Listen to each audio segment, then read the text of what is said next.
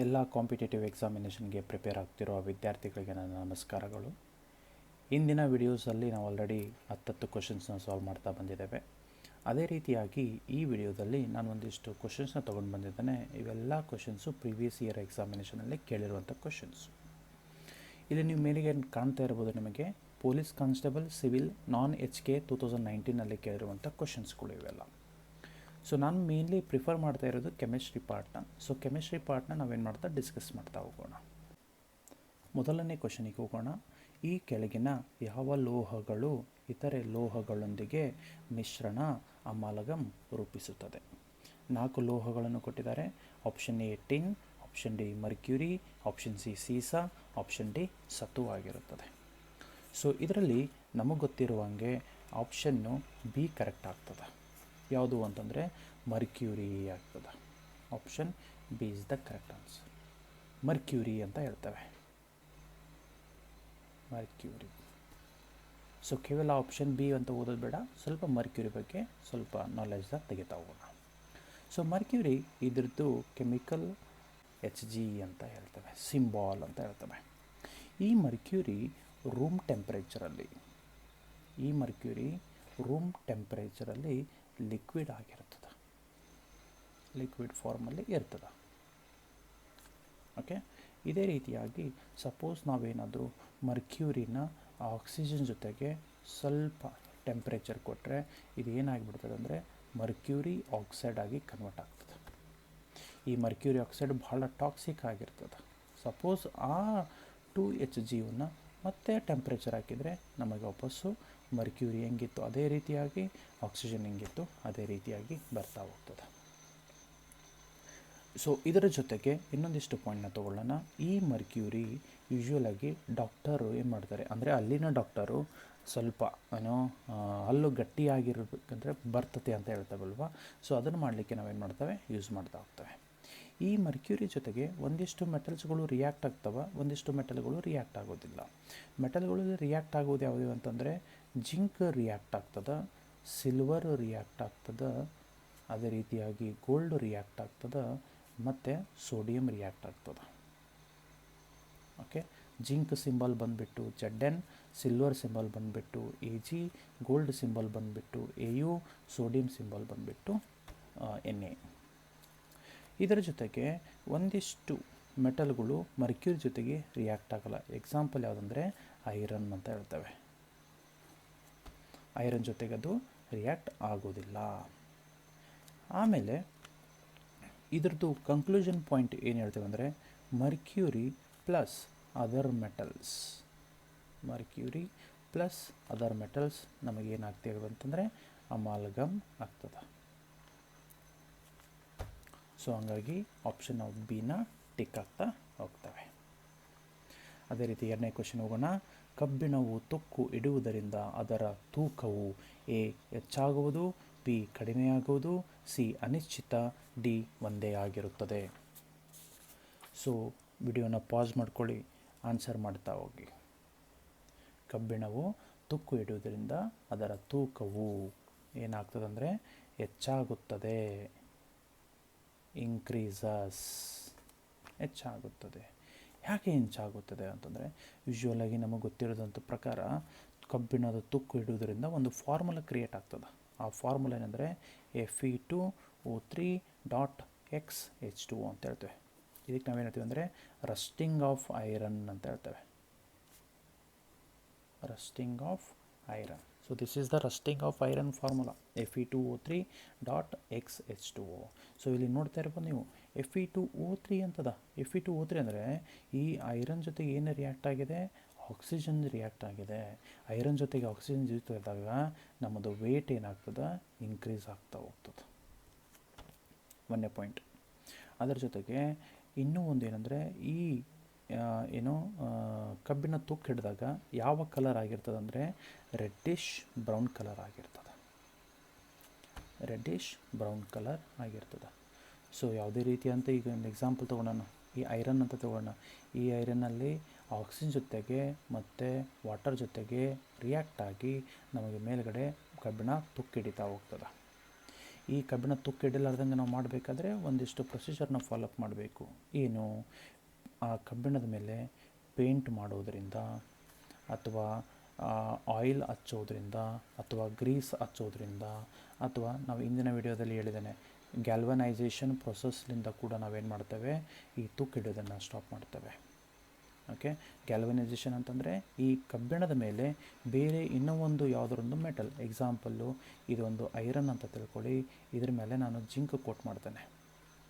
Okay, ಈ zinc coat ಮಾಡಿದಾಗ ಈ ಜಿಂಕು ಆಕ್ಸಿಜನ್ ಮತ್ತು ವಾಟರ್ ಜೊತೆಗೆ ರಿಯಾಕ್ಟ್ ಆಗಿ ಜಿಂಕ್ ಆಕ್ಸೈಡ್ ಆಗಿ ಕನ್ವರ್ಟ್ ಆಗ್ತದೆ. ಈಗ ಜಿಂಕ್ ಆಕ್ಸೈಡ್ ಕನ್ವರ್ಟ್ ಆದಾಗ ಈ ಜಿಂಕ್ ಸ್ಯಾಕ್ರಿಫೈಸ್ ಮಾಡಿ ಈ ಐರನ್ನ ಉಳಿಸ್ತಾ ಹೋಗ್ತದೆ. ಇದಕ್ಕೆ ನಾವೇನಂತ ಹೇಳ್ತೇವೆ, ಗ್ಯಾಲ್ವನೈಸೇಷನ್ ಅಂತ ಹೇಳ್ತೇವೆ. ಸೊ ಹಾಗಾಗಿ ಈ ಎಲ್ಲ ರಿಯಾಕ್ಷನ್ ಸಲುವಾಗಿ Fe2O3.X2H2 ಫಾರ್ಮ್ ಆಗೋದ್ರಿಂದ ತೂಕ ಏನಾಗ್ತಾ ಹೋಗ್ತದೆ, ಇನ್ಕ್ರೀಸ್ ಆಗ್ತಾ ಹೋಗ್ತದೆ. Option A is the correct for the second question. ಅದೇ ರೀತಿಯಾಗಿ ಮೂರನೇ ಕ್ವೆಶನ್ ಹೋಗೋಣ. ಕ್ಲೋರೋಫಿಲ್ ಸ್ವಾಭಾವಿಕವಾಗಿ ಸಂಭವಿಸುವ ಚೆಲೇಟ್ ಸಂಯುಕ್ತವಾಗಿದ್ದು ಇದರಲ್ಲಿ ಯಾವ ಕೇಂದ್ರ ಲೋಹವಾಗಿದೆ? ಆಪ್ಷನ್ ಎ ತಾಮ್ರ, option B magnesium, option C ಕಬ್ಬಿಣ, ಆಪ್ಷನ್ ಡಿ ಸಿಲಿಕಾ. ಕ್ಲೋರೋಫಿಲ್ ಸ್ವಾಭಾವಿಕವಾಗಿ ಸಂಭವಿಸುವ ಚೆಲೇಟ್ ಸಂಯುಕ್ತವಾಗಿದೆ. ಚೆಲೇಟ್ ಅಂತ ಹೇಳ್ತೇವೆ. ಓಕೆ, ಚೆಲೇಟ್ ಅಂತಂದರೆ ನಾವು ಇಂಗ್ಲೀಷಲ್ಲಿ ಏನು ಹೇಳ್ತೇವೆ, ಕೋಆರ್ಡಿನೇಷನ್ ಕಾಂಪ್ಲೆಕ್ಸ್ ಅಂತ ಹೇಳ್ತೇವೆ. Coordination complex. ಈ ಕಾಂಪ್ಲೆಕ್ಸ್ ಫಾರ್ಮ್ ಆಗಬೇಕಂದ್ರೆ ನಮಗೆ ಎರಡು ಬೇಕು. ಒಂದನೇದು ಏನಂದರೆ ಒಂದು ಲಿಗ್ಯಾಂಡ್ ಬೇಕು, ಇನ್ನು ಒಂದು ಮೆಟಲ್ ಬೇಕು. ಓಕೆ, ಈ ಲಿಗ್ಯಾಂಡು ಮತ್ತು ಮೆಟಲ್ ಎರಡೂ ಜಾಯಿನ್ ಆದಾಗ ನಮಗೆ ಕೋಆರ್ಡಿನೇಷನ್ ಕಾಂಪ್ಲೆಕ್ಸ್ ಫಾರ್ಮ್ ಆಗ್ತದೆ. ಹಾಗಿದ್ರೆ ಇಲ್ಲಿ ನೋಡಿ, ತಾಮ್ರ ಇದೆ, ಕಬ್ಬಿಣ ಇದೆ, ಸಿಲಿಕಾ ಇದೆ, ಮೆಗ್ನೀಷಿಯಮ್ ಇದೆ. ಹಾಗಿದ್ರೆ ಇಷ್ಟರಲ್ಲಿ ಯಾವುದು ನಮಗೆ ಮೆಟಲ್ ಯೂಸ್ ಆಗ್ತದೆ? ಯಾವ ಮೆಟಲ್ ಆಗ್ತದೆ ಅಂದರೆ ಮ್ಯಾಗ್ನೀಷಿಯಂ ಮೆಟಲ್ನ ಯೂಸ್ ಮಾಡ್ತದೆ. ಈ ಮೆಟಲ್ಗೆ ನೈಟ್ರೋಜನ್ ನೈಟ್ರೋಜನ್ ನೈಟ್ರೋಜನ್ ನೈಟ್ರೋಜನ್ ಈ ಥರ ಇದಕ್ಕೆ ಆರ್ಗ್ಯಾನಿಕ್ ಸ್ಟ್ರಕ್ಚರ್ ಕನೆಕ್ಟ್ ಆಗಿರ್ತದೆ. ಸ್ಟ್ರಕ್ಚರ್ ಸ್ವಲ್ಪ ದೊಡ್ಡದಿದೆ, ಅದು ಬರಲಿಕ್ಕೆ ಆಗೋದಿಲ್ಲ. ಸೊ ಇದನ್ನು ಇಮ್ಯಾಜಿನ್ ಮಾಡ್ಕೊಳ್ಳಿ, ಈ ನೈಟ್ರೋಜನ್ಗೆ ಮತ್ತೆ ಸೈಕ್ಲಿಕ್ ಗ್ರೂಪ್ಸು ಅಟ್ಯಾಚ್ ಆಗಿರ್ತವೆ. ಸೊ ಇದು ಮ್ಯಾಗ್ನೀಷಿಯಮ್ಗೆ ನಾವೇನಂತ ಕರಿತೇವೆ, ಲೋಹ ಅಥವಾ ಮೆಟಲ್ ಅಂತ ಕರಿತೇವೆ. ಇದಕ್ಕೆ ನಾವೇನಂತ ಕೇಳ್ತೇವೆ, ಲಿಗ್ಯಾಂಡ್ ಅಂತ ಕರಿತೇವೆ. ಸೊ ಈ ಚಿಲೇಟ್ ಫಾರ್ಮೇಷನ್ ಆಗೋದ್ರಿಂದ ನಮಗೆ ಸೆಂಟ್ರಲ್ ಮೆಟಲ್ ಯಾವುದಾಗಿರ್ತದೆ ಅಂದರೆ ಮ್ಯಾಗ್ನೀಷಿಯಂ ಮೆಟಲ್ ಆಗಿರ್ತದೆ. ಆಮೇಲೆ ಇದ್ರ ಜೊತೆಗೆ ಇನ್ನೊಂದು ಸ್ವಲ್ಪ ನಾಲೆಜ್ ತೊಗೊಳ್ಳುವ. ಈ ಮ್ಯಾಗ್ನೀಷಿಯಮ್ ಅಂದರೆ ಚಿಲೇಟ್ ಇದೇನಿರ್ತದಲ್ವ, ಈ ಮ್ಯಾಗ್ನೀಷಿಯಮ್ ಇದಕ್ಕೆ ಇಂಪಾರ್ಟೆಂಟ್ ಆಗಿರ್ತದೆ ಅಂದರೆ ಫೋಟೋಸಿಂಥಸಿಸ್ಸಿಗೆ ಯೂಸ್ ಆಗಿರ್ತದೆ. ಫೋಟೋಸಿಂಥಸಿಸ್ ಸಲುವಾಗಿ ಯೂಸ್ ಮಾಡ್ತೇವೆ. ಹಾಗಾಗಿ ಇಲ್ಲಿ ಏನು ಮಾಡ್ತೇವೆ, ಕ್ಲೋರೋಫಿಲ್ ಸ್ವಾಭಾವಿಕವಾಗಿ ಸಂಭವಿಸುವ ಚಲೇಟ್ ಸಂಯುಕ್ತವಾಗಿದ್ದು ಇದರಲ್ಲಿ ಯಾವ ಕೇಂದ್ರ ಲೋಹವಿದೆ? ಮ್ಯಾಗ್ನೀಷಿಯಮ್ ಭಾಳ ಯೂಸ್ ಆಗ್ತದೆ. ಸೊ ಹಾಗೆ ನಾವು ಕನ್ಕ್ಲೂಷನ್ ಏನು ಕೊಡ್ತೇವೆ, ಕ್ಲೋರೋಫಿಲ್ ಕೇಂದ್ರ ಲೋಹ. ಇದಕ್ಕೆ ನಾವೇನು ಹೇಳ್ತೇವೆ, ಮ್ಯಾಗ್ನೀಷಿಯಮ್ ಅಂತ ಕರಿತೇವೆ. ಸೊ ಆನ್ಸರು ಬಿ ಕರೆಕ್ಟ್ ಆಗಿರ್ತದೆ.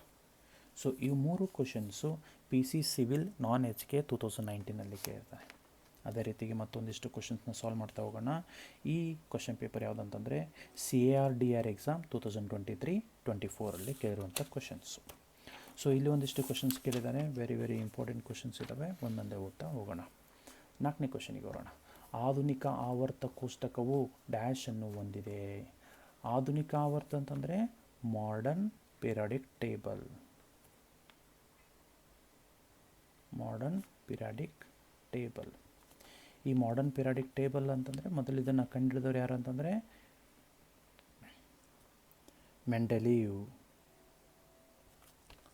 ಓಕೆ, ಮೆಂಡೆಲೀವ್ ಆದಮೇಲೆ ಸ್ವಲ್ಪ ದಿನ ಆದಮೇಲೆ ಇದನ್ನು ಸ್ವಲ್ಪ ಮಾಡರ್ನ್ ಮಾಡಿದಾಗ ಅದಕ್ಕೆ ನಾವೇನಂತ ಕರಿತೇವೆ, ಮಾಡರ್ನ್ ಪಿರಿಯಾಡಿಕ್ ಟೇಬಲ್ ಅಂತ ಕರಿತಾ ಹೋಗ್ತೇವೆ. ಈ ಮಾಡರ್ನ್ ಪಿರಿಯಾಡಿಕ್ ಟೇಬಲಲ್ಲಿ ಟೋಟಲ್ ಆಗಿ ನಮ್ಮ ಹತ್ರ ಇರೋದು 118 ಎಲಿಮೆಂಟ್ಸ್. ಓಕೆ, ಹೈಡ್ರೋಜನಿಂದ ಸ್ಟಾರ್ಟ್ ಆಗ್ತದೆ ಅಂದರೆ ಇದ್ರದ್ದು ಅಟಾಮಿಕ್ ನಂಬರ್ 1 ಆಗಿರ್ತದೆ. ಲಾಸ್ಟ್ನೇದು ಬಂದುಬಿಟ್ಟು ನಮಗೆ ಆರ್ಗ್ಯಾನಸನ್, ಇದು 118ನೇ ಎಲಿಮೆಂಟ್ ಆಗಿರ್ತದೆ. ಸೊ ಹೈಡ್ರೋಜನಿಂದ ಚಲುವಾಗಿ ಆರ್ಗ್ಯಾನಸನ್ಸ್ ಎಲಿಮೆಂಟಿಗೆ ಈ ಪಿರಿಯಾಡಿಕ್ ಟೇಬಲ್ ಮುಕ್ತಾಯವಾಗ್ತದೆ. ಸೊ ಈ ಪಿರಿಯಾಡಿಕ್ ಟೇಬಲಲ್ಲಿ ನಾವೇನು ಹೇಳ್ತೇವೆ, ಈ ಥರ ಓದ್ತಾ ಹೋದಾಗ ಇದಕ್ಕೆ ಪೀರಿಯಡ್ಸ್ ಅಂತ ಕರಿತೇವೆ. ಅಥವಾ ರೋಸ್ ಅಂತ ಹೇಳ್ತೇವೆ. ಅದೇ ರೀತಿ ನಮ್ಮ ಮೇಲಿಂದ ಕೆಳಗಡೆ ಬನ್ನಿ ಅಂತಂದರೆ ಇವಕ್ಕೆ ಗ್ರೂಪ್ಸ್ ಅಂತ ಕರಿತೇವೆ, ಅಥವಾ ಇದು ಕಾಲಮ್ ಅಂತ ಕರಿತೇವೆ, ಕಾಲಮ್ಸ್. ಈ ಟೋಟಲ್ ಆಗಿ ಪೀರಿಯಡ್ಸ್ ಇರೋದು 7 ಪೀರಿಯಡ್ಸ್ ಇದ್ದಾವೆ, 18 ಗ್ರೂಪ್ಗಳಿದ್ದಾವೆ. 7 ಪೀರಿಯಡ್ಸು ಮತ್ತು 18 ಗ್ರೂಪ್ಸ್ಗಳಿದ್ದಾವೆ. ಸೊ ಇದು ಒಂದು ಸ್ವಲ್ಪ ಪೀರಿಯಡಿಕ್ ಟೇಬಲಲ್ಲಿ ನಮಗೆ ಇನ್ಫಾರ್ಮೇಷನ್ ಗೊತ್ತಿರಬೇಕು. ಹಾಗಿದ್ರೆ ಆನ್ಸರ್ನ ಕ್ಲಿಯರ್ ನೋಡ್ತಾ ಹೋಗೋಣ. ಅವಧಿಗಳು ಎಂದು ಕರೆಯಲ್ಪಡುವ 7 ಅಡ್ಡ ಸಾಲುಗಳು ಮತ್ತು ಗುಂಪುಗಳು ಎಂದು ಕರೆಯಲ್ಪಡುವ 18 ಲಂಬ ಕಾಲಮ್ಗಳು. ಬಂದ್ಬಿಡ್ತಿಲ್ಲಿ ಏನಿದ್ದಾವೆ, 7 ಪೀರಿಯಡ್ಸ್ ರೋಸ್ ಅಂದರೆ 7 ಅಡ್ಡ ಸಾಲುಗಳು, 18 ಲಂಬ ಕಾಲಮ್ಗಳು ಅಂತ ಹೇಳ್ತೇವೆ. ಸೊ ಹಾಗಾಗಿ 1ನೇ ಆಪ್ಷನ್ನೇ ಕರೆಕ್ಟ್ ಆಗಿಬಿಡ್ತದೆ. ಓಕೆ, ಇದೇ ರೀತಿಯಾಗಿ ಮತ್ತೆ ಒಂದಿಷ್ಟು ಕ್ವಶನ್ಸ್ನ ನೋಡ್ತಾ ಹೋಗೋಣ. ಭೂಮಿಯ ವಾತಾವರಣದಲ್ಲಿ ಹೆಚ್ಚು ಹೇರಳವಾಗಿರುವ ಅನಿಲ ಯಾವುದು? ಆಪ್ಷನ್ ಎ ಆಮ್ಲಜನಕ, ಆಪ್ಷನ್ ಬಿ ಸಾರಜನಕ, ಆಪ್ಷನ್ ಸಿ ಜಲಜನಕ, ಆಪ್ಷನ್ ಡಿ ಇವುಗಳಲ್ಲಿ ಯಾವುದೂ ಇಲ್ಲ ಅಂತ ಅವ್ರೇನು ಹೇಳ್ತಿದ್ದಾರೆ ಕ್ವಶನ್ನು, ಯಾವ ಗ್ಯಾಸು ನಮ್ಮ ಅಟ್ಮಾಸ್ಫಿಯರಲ್ಲಿ ಪರ್ಸೆಂಟೇಜ್ ಜಾಸ್ತಿ ಅದ ಅಂತ ಕ್ವಶನ್. ಸೊ ನಮಗೆಲ್ಲರಿಗೂ ಗೊತ್ತಿರೋ ಪ್ರಕಾರ ಸಾರಜನಕ ಪರ್ಸೆಂಟೇಜ್ ಬಂದುಬಿಟ್ಟು 78% ಇರ್ತದೆ. ಆಮೇಲೆ ಆಮ್ಲಜನಕದ ಬಂದುಬಿಟ್ಟು 21% ಇರ್ತದೆ. ಇದ್ರದ್ದು ಬಂದುಬಿಟ್ಟು 1% ಇರ್ತದೆ. ಓಕೆ, ಸಾರಜನಕ ಯಾಕೆ 78% ಅದ? ಯಾಕಂದರೆ ಇದು ಲೆಸ್ ರಿಯಾಕ್ಟಿವ್ ಅಂದರೆ ಬೇರೆ ಜೊತೆಗೆ ರಿಯಾಕ್ಟ್ ಆಗೋದಿಲ್ಲ, 1ನೇ ಪಾಯಿಂಟ್.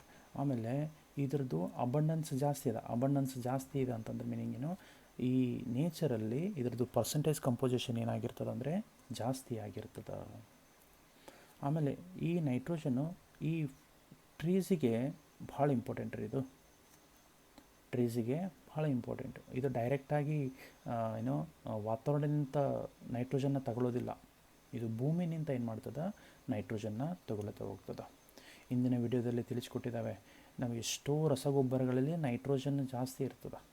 ಸೊ ಹಾಗಾಗಿ ಈ ಪ್ಲ್ಯಾಂಟ್ಸ್ಗಳು ಬೇಗ ಗ್ರೋ ಆಗಲಿಕ್ಕೆ, ಆಮೇಲೆ ಒಳ್ಳೆ ಫಲವತ್ತತೆ ಕೊಡಲಿಕ್ಕೆ ಈ ನೈಟ್ರೋಜನ್ ನೆಸಸರಿ ಅದ. ಅದರ ಜೊತೆಗೆ ಇನ್ನೊಂದು ಸ್ವಲ್ಪ ಕಾನ್ಸೆಪ್ಟನ್ನ ತಗೊಳ್ತಾ ಹೋಗೋಣ. ನೀವೆಲ್ಲ ಕೇಳಿರ್ಬೋದು, ಸಮುದ್ರದಲ್ಲಿ ಸ್ಕೂಬಾ ಡೈವಿಂಗ್ ಮಾಡೋಕ್ಕೆ ಹೋಗ್ತಾರೆ. ಆ ಸಮುದ್ರದಲ್ಲಿ ಸ್ಕೂಬಾ ಡೈವಿಂಗ್ ಮಾಡಬೇಕಾದ್ರೆ ಕೆಳಗಡೆ ಹೋದಾಗ ನಮಗೆ ಪ್ರೆಷರ್ ಇನ್ಕ್ರೀಸ್ ಆಗ್ತಾ ಹೋಗ್ತದೆ.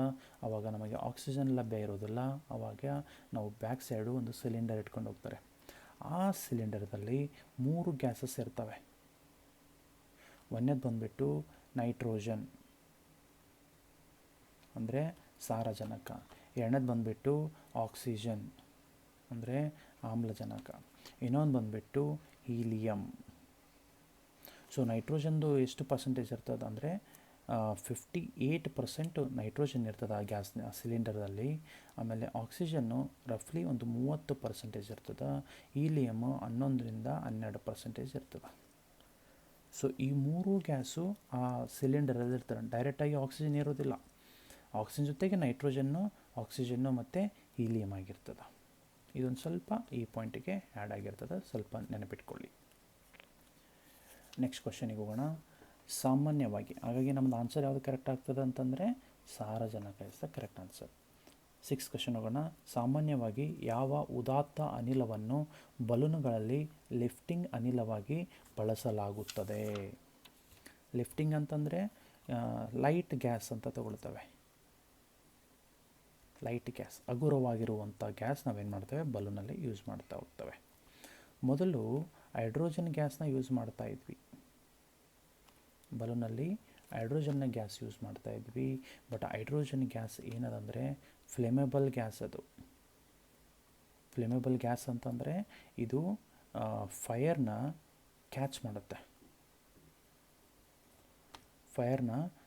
ಮಾಡುತ್ತೆ. ಅಪ್ಪಿತಪ್ಪಿ ಏನಾದರೂ ಸ್ವಲ್ಪ ಫೈರ್ ಇದಾದಾಗ ಇದು ಬ್ಲಾಸ್ಟ್ ಆಗೋ ಚಾನ್ಸಸ್ ಕೂಡ ಇರ್ತದೆ. ಹಾಗಾಗಿ ಇದನ್ನೆಲ್ಲ ಅವಾಯ್ಡ್ ಮಾಡೋ ಸಲುವಾಗಿ ಹೈಡ್ರೋಜನ್ ಗ್ಯಾಸ್ ಯೂಸ್ ಮಾಡೋದು ಬಿಟ್ಟು ನೆಕ್ಸ್ಟ್ ಇನ್ನೊಂದು ಗ್ಯಾಸ್ ಬರ್ತದೆ, ಯಾವುದಂದರೆ ಹೀಲಿಯಂ ಗ್ಯಾಸ್ ಅಂತ ಬರ್ತದೆ.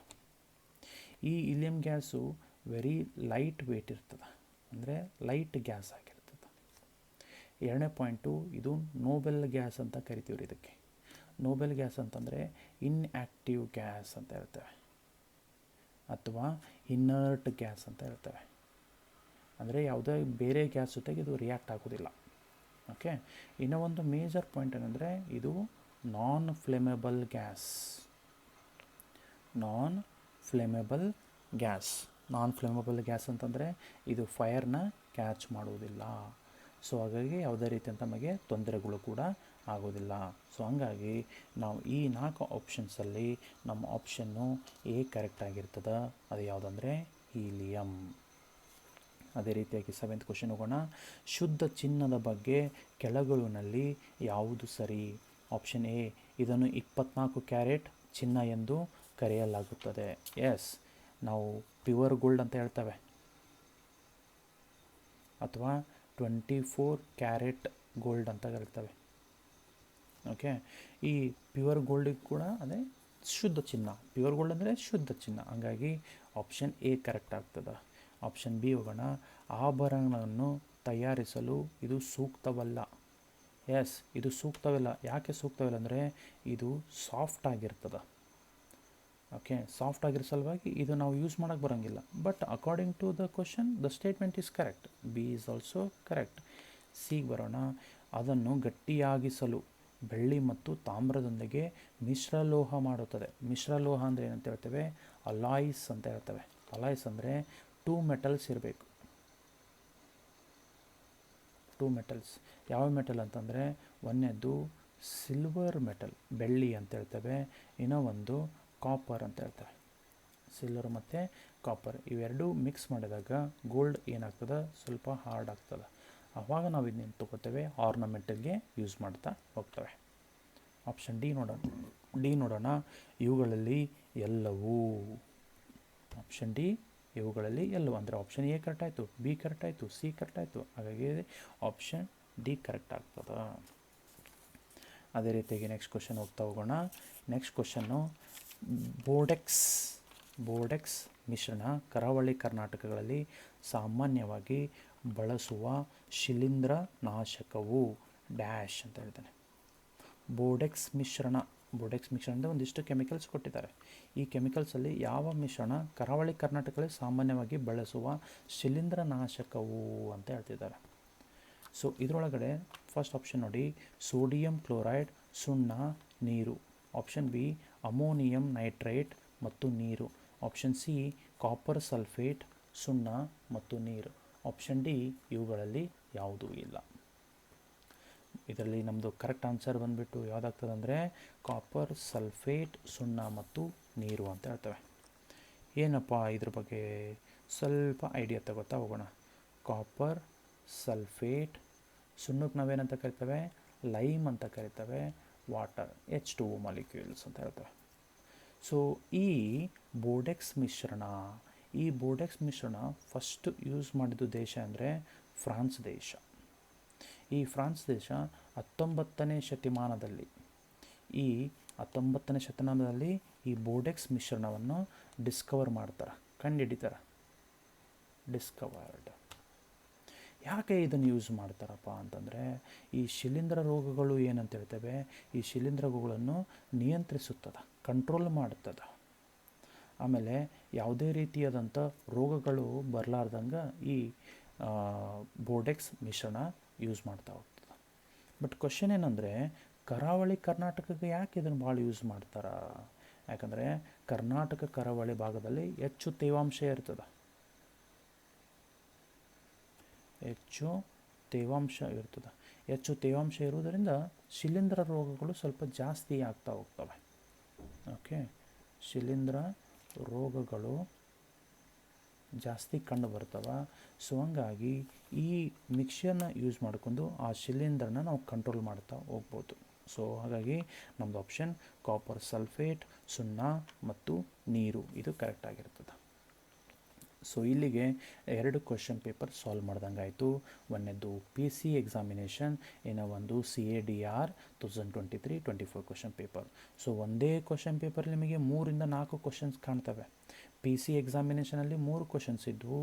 ಅದೇ ರೀತಿಯಾಗಿ ಕಾರ್ಡಾರ್ 2024ಅಲ್ಲಿ ನಮಗೆ 5 ಕ್ವಶನ್ಸ್ ಬಂದಿದ್ದಾವೆ. ಸೊ ಹಾಗಾಗಿ ಸೈನ್ಸ್ನ ಸ್ವಲ್ಪ ಜಾಸ್ತಿ ಒತ್ತು ಕೊಟ್ಟು ಓದ್ತಾ ಹೋಗಬೇಕು. ಕೇವಲ ಬೇರೆ ವಿಡಿಯೋಸಲ್ಲಿ ನೋಡ್ತಾ ಇದು ಕರೆಕ್ಟ್ ಇದೆ ಅನ್ನೋದಕ್ಕಿಂತ ಸ್ವಲ್ಪ ಹೆಚ್ಚಿಗೆ ಇನ್ಫಾರ್ಮೇಷನ್ ತೊಗೊಂಡಾಗ ನಿಮಗೇನಾಗ್ತದೆ, ಯಾವ ಮೂಲೆಗೆ ಕ್ವಶನ್ಸ್ ಬಂದರೂ ಕೂಡ ಸಾಲ್ವ್ ಮಾಡೋಷ್ಟು ಎಬಿಲಿಟಿ ನಿಮಗೆ ಬರ್ತದೆ. ಸೊ ಹಂಗಾಗಿ ನನ್ನ ಪ್ರಯತ್ನ ಇದಾಗಿರ್ತದೆ. ಇದೇ ರೀತಿಯಾಗಿ ಮತ್ತೊಂದಿಷ್ಟು ವಿಡಿಯೋಸ್ದಲ್ಲಿ ಮತ್ತೆ ಬೇರೆ ಕ್ವಶನ್ ಪೇಪರ್ ತೊಗೊಂಡು ಬರ್ತಾ ಹೋಗ್ತಾನೆ. ಸೊ ಇಲ್ಲಿವರೆಗೂ ವಿಡಿಯೋ ನೋಡಿದ್ದಕ್ಕೆ ಧನ್ಯವಾದಗಳು. Thank you so much.